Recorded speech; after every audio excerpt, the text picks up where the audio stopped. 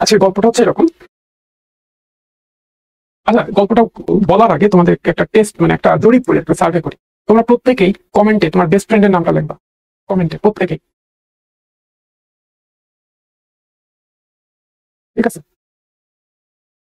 আমরা একটু সবাই সবার বেস্ট ফ্রেন্ডের নামটাকে লিখি।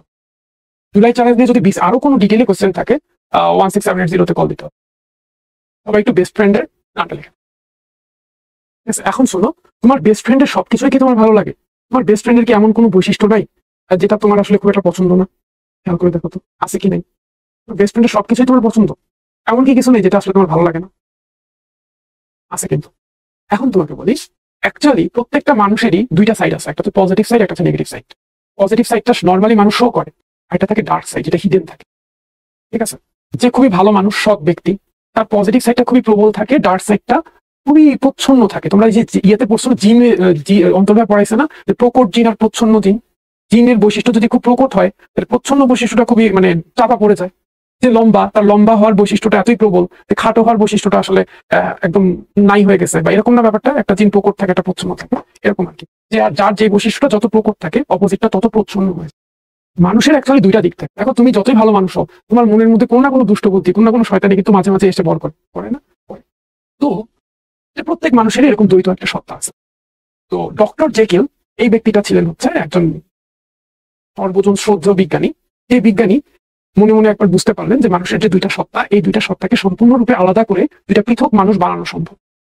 যে একটা রাসায়নিক ফর্মুলা, কেমিক্যাল ফর্মুলা আবিষ্কার করেন, একটা কেমিক্যাল তৈরি করেন। এই ফর্মুলা দিয়ে, যে ফর্মুলাটা, যে কেমিক্যালটা পান করলে ডক্টর জেকিল, যে হচ্ছে সর্বজন শ্রদ্ধেয় ব্যক্তি, সর্বজন শ্রদ্ধেয় বিজ্ঞানী, যে মিস্টার হাইড নামে একজন ব্যক্তিতে রূপান্তরিত হয়ে যায়। যেই ব্যক্তিটা হচ্ছে ডক্টর জেকিলের যত দুষ্কর্ম, খারাপ চিন্তা, তার মাথার মধ্যে যে শয়তানিগুলো মাঝে মাঝে ভর করে, হ্যাঁ, অগোচরে, সাবকনশিয়াস মাইন্ডে, সেই জিনিসগুলো, সেই খারাপ বৈশিষ্ট্যগুলো নিয়ে একটা মানুষ তৈরি হয়ে যায় ওই কেমিক্যালটা পান করে।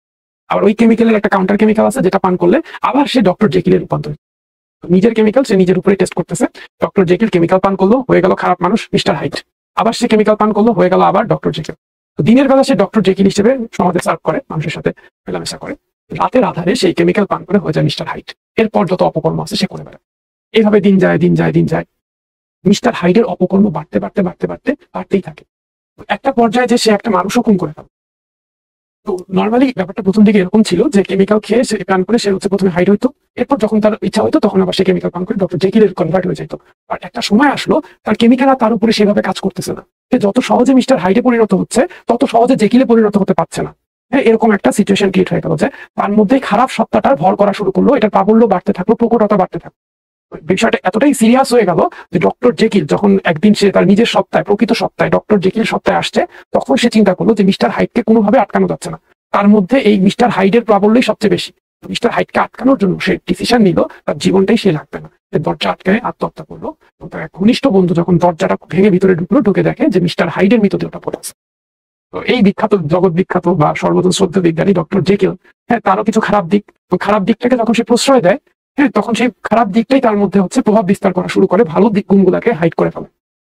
তো এটা হচ্ছে স্কটল্যান্ডের একজন খ্যাতিমান সাহিত্যিক রবার্ট লুইস স্টিফেনসনের একটা লেখা, বিখ্যাত একটা উপন্যাস, the strange case of doctor Jekyll and mister hide. পৃথিবী বিখ্যাত সাহিত্যকর্ম একটা। তোমাদের মতো না, যখন আমি স্কুল লেভেলে ছিলাম তখন এই গল্পটা আমি পড়ছিলাম, আমার খুবই ভালো লাগছিল। আজকে তোমাদের সাথে শেয়ার করলাম। ঠিক আছে? তো তোমাদেরকে বলবো, এখন বই পড়ার সময় হয়তো তোমরা পাও না, আর যখন পাবা, এন্টারটেনমেন্টের যখন দরকার হবে, তখন বই পড়বা। বই হচ্ছে সবচেয়ে ভালো এন্টারটেনমেন্ট। তোমরা কি করো? টিকটক করো, এইসব হাবিজাবি করো। এটাতে তোমাদের কি পরিমাণ ক্ষতি হয় একবার যদি জানতা, তাহলে আর করতাম। ঠিক আছে? ওকে, এই হচ্ছে ডক্টর জেকিলও কি মারা যান? ডক্টর জেকিল মিস্টার হাইড একই ব্যক্তি। হ্যাঁ, একই ব্যক্তি, বাট একটা কেমিক্যাল খাইলে তার মধ্যে খারাপ সত্তাটা প্রবল হয়, আবার এই কাউন্টার কেমিক্যাল খাইলে আবার ভালো সত্তাটা। ব্যক্তি তো একই। তো ডক্টর জেকিল যখন দেখলো যে খারাপ সত্তাটাই তার উপরে বেশি ভর করে থাকে, এটাকে কোনোভাবেই সে আটকাইতে পারতেছে না, তার খারাপ কাজ বেড়ে যাচ্ছে, তখন সে আর কি করবে?